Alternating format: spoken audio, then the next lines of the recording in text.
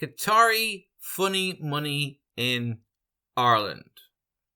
This report investigates the potential influence of Qatari financial investments on Irish politics, focusing on the scale of Qatari money in Ireland, Qatari-owned companies, their combined advertising expenditures, and specific contributions to the Irish Times. The data provided was scraped from online sources, and AI was used to make estimates. Links to the official data is provided, and the estimates clearly labelled. So the data that we take is from sources. We calculate the market share of the Qatari companies to estimate the potential influence on the Irish media and politics. Please bear in mind that these are just the available sources, and it's very hard to track money being laundered through the NGOs and very other pro-Arab organizations. The Qatar Investment Authority, QIA, Qatar through its sovereign wealth fund has from $500 million from November up to possibly $1 billion now, invests globally diverse its economy, enhance geopolitical influences. Ireland's open economy attracts such investments, particularly in telecommunications, technology and agriculture. Qatari financial presence in Ireland. So the precise investment figures are scarce due to QIA's opaque reporting. Irish people are very good at money laundering and avoiding taxes, hence possibly why Qatar is a client of the Irish state. So in 2016, QIA acquired 15% stake in AIR, Ireland's former state telecom, valued to tens to hundreds of millions of euros. AIR's debt was about 2 billion. So there's other sectors involved: banking, financial services, and aviation. Taoiseach Enda Kenny noted Qatari influences in bonds and infrastructure, but no specific amounts were confirmed. So the estimate is from half to 1 billion euros or dollars. Qatari owned companies in Ireland. So AIR is the main one that we know. Anchorage Capital owns 30%. The advertising expenditure by this Qatari owned business, Irish Telecom spend 52 million euro annually. AIR's estimated share in advertising is 10 to 20 million. So with QIA's 50% stake, that implies a 1.5 to 3 million euro contributing from Qatar. So the statistics, the stats are available, but the estimate of 1.5 to 3 million is estimated based on those market shares. Qatari funny money to the Irish Times. So this is based on some sources that we have from both the Irish Times and Statistica, but we have to estimate the amount based on the market share.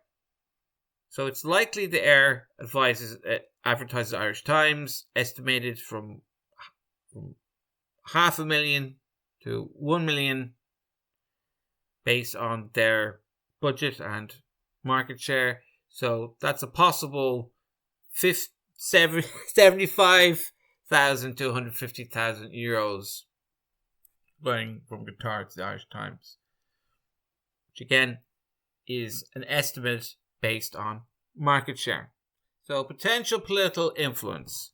So with the economic leverage and the close diplomatic ties between Ireland, Qatar, and let's mention Iran for a second, that's very likely that Qatar is able to influence the Irish media. So the Irish Qatari Business Council is here, And to give a confirmed example of Qatar influencing politics, we have Qatargate in 2022, when alleged Qatari bribery in the European Parliament actually led to the arrests. So Qatar is stabilizing Europe through its financial influences. This is like big bags of cash that don't come up in our statistics, because big bags of cash don't come up in statistics.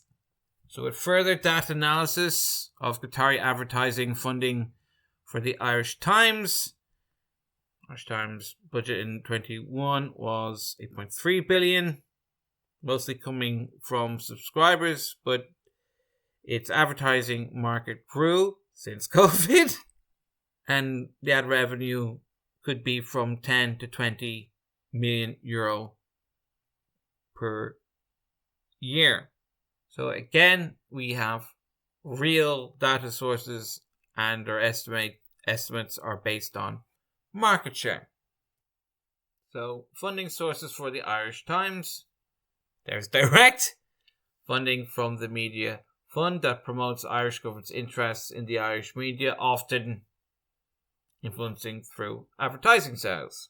So the public sector ads likely account for 10 to 50% of the Irish Times ad revenue, making the state a massive client, with up to 1 to 3 million euro annually coming from government entities. These are estimates based on real statistics and the current market share. There's also the Qatari-owned company, and potentially a lot more, that could be spending 5,000 to 150,000 euros per year. Non-government organisations, NGOs, they're funded by the Irish government to promote their policies. So the Irish Times is a prominent outlet that attracts such ads. So while you think it might be a little bit small, it is still influential. It could be up to 2 million euros per year of NGOs, government-funded organisations, influencing Irish politics negatively by proxy. There are also some pro-Arab sources. At the moment, it's more obvious with the insane pro-Palestinian propaganda and the anti-Israel, anti-Jewish propaganda. The budget might be small, estimated up to 50,000 euro, but for an Irish person competing in elections, we can't go up against somebody with 50,000 euros. It's just not possible. So here's the summary table. So we would say that the Irish Times is mostly influenced by the Irish government, hence the bizarre propaganda, up to possibly 3 million euro per year. This is based on real data and percentages based on market share. Qatar-owned companies could be up to 150,000 euro. NGOs could be up to 2 million euro. Pro-Arab or Palestinian extremists up to 50,000 euro. So that's up to 20 million euro per year going towards the Irish Times to promote Qatari's agenda. Qatar is doing business with Ireland. Ireland, for some reason, is promoting insane anti-Israel propaganda, despite that Irish people keep voting for Israel in the Eurovision. So that's the theory. There's some evidence. And how does this affect Irish people practically? Well, for some reason, the Irish media went on an insane anti-Israel campaign for the past year, and we can see the head of RT actually at a pro-Palestinian, pro-terrorism rally to make this announcement. So it's very much on the nose with this biased reporting. If you look at how the riots in Dublin or the protests are being reported on, they blame the blue shirts from 100 years ago. They blame Conor McGregor. They even blame the victims of the mass stabbings when an illegal migrant came to Ireland, lived here for free for 20 years, and stabbed a bunch of children. There's almost no emphasis on the blame on either the illegal Arab migrant or the NGOs that brought them here.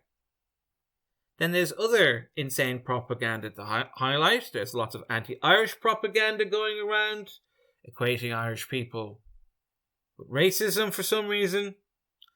And then, just recently, a bunch of Palestinian terrorists have driven a van into an Irish airport, injuring 3 Garda. So my question to you is not only the Qatari influence in Irish politics, for their money, these Palestinian terrorists in Ireland, how many of them actually work for NGOs, government or media agencies, and why are Irish politicians promoting acts of terrorism against Irish people? I will be leaving various links of data and articles for your approval. Do with this information as you may, but Ireland is looking more and more like a Qatari puppet state. Aaron Gabra, Am Yisrael. Hi.